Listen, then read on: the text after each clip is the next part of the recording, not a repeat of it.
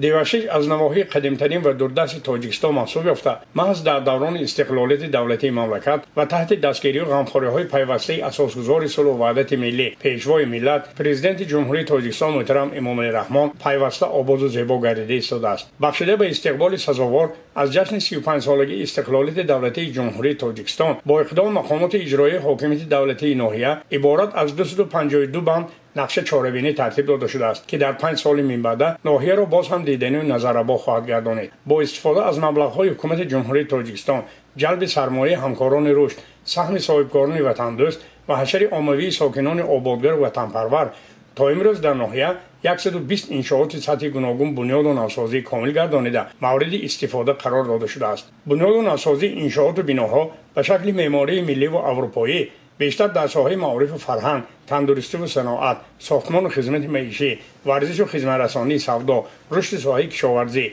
و با آب تازه نوشاکی و پالیزی تامین گرداندن اهالی دهات و زمین‌های للمی از گردش کشاورزی برآمده جریان تازه دارد. توسط این آبادانی و سازندگی‌ها زیاد از 1000 نفر قوه قابل مهنت که اکثرشان را جوانان تشکیل می‌دهند با کار دائمی و معاش ارزنده تامین گردیدند. در نقشه چاره‌بینی بخشیده به 35 سالگی استقلالیت دولتی جمهوری تاجیکستان ترتیب داده مقامات اجرایی حاکمیت دولتی ناحیه برابر آباد و زیبا گرداندن مرکز ناحیه باز به بنیاد انفراستراکچور دهه‌های 8 جماعت شهر و دهات توجه علاهیده داده می شود. در همه جماعت‌های شهر و دهات به طور علاهیده نقشه چاره‌بینی مشخص ترتیب داده همه‌روزه کارهای سازندگی آبادانی در اوج است. در جماعت دهاتی به نام اسماعیل سامانی جهت استقبال سزاوار از جشن 35 سالگی استقلالیت دولتی جمهوری تاجیکستان عبارت از 48 بند نقشه چاره‌بینی علاهیده ترتیب داده با جلب مبلغ‌های حکومت جمهوری تاجیکستان، اداره ساختمان اساسی مقامات اجرایی حاکمیت دولتی ولایت سوغد و ناحیه دیوشتی و سهم صاحبکاران بانند و ناموس بنیاد و نوسازی انشاءات سطحی گوناگون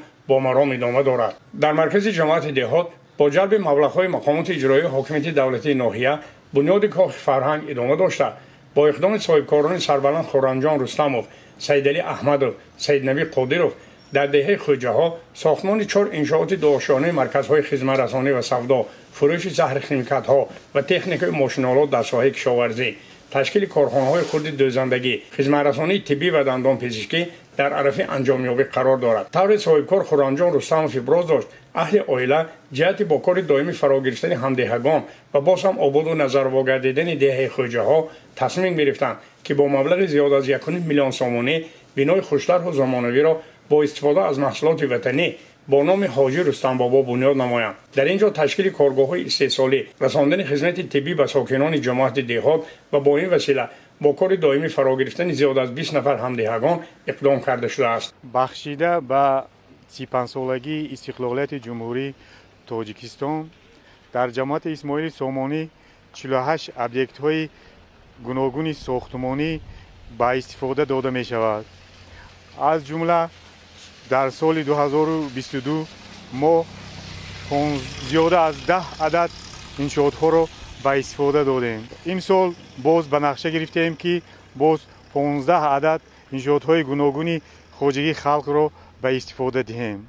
از جمله در دهه‌های خوجه‌ها، سرخوبچه برای به استفاده دادن چاه‌های عمودی پیش بینی کرده شده است. همینطور در جماعت دهات موجون با خرج 1,200,000 سامانی مبلغ‌های مقامات اجرایی حاکمیت دولتی ناحیه دیوشتی بنیاد قصر فرهنگ و در نزد مؤسسه تحصیلات میانه عمومی رقم 48 ساختمان بنای تعلیمی برای 640 نفر خواننده در 2 بست جریان دارد. بنا از تخانه و 2 آشانه عبارت بوده با مبلغ 6 میلیون سامانی با راه حشر و دستگیری و خیرخواهی صاحبکاران و اهالی معارف پرور دهه قامت خواهد افراخت. در این زمینه در دهه قلعه میرزابای جماعت دهات وحدت با خرج 1.5 میلیون سامانی اداره ساختمان اساسی مقامات اجرایی حاکمیت دولتی ولایت سوغد کافتن چاه عمودی و کشیدن خط آب نوشاکی به مسافه 15 کیلومتر ادامه دارد. ساکنان زحمت پیشه دهه با راه حشر خندق‌ها کافته آبلوله‌های قطرش 200 میلیمتر را زیر خاک کرده ایستاده‌اند.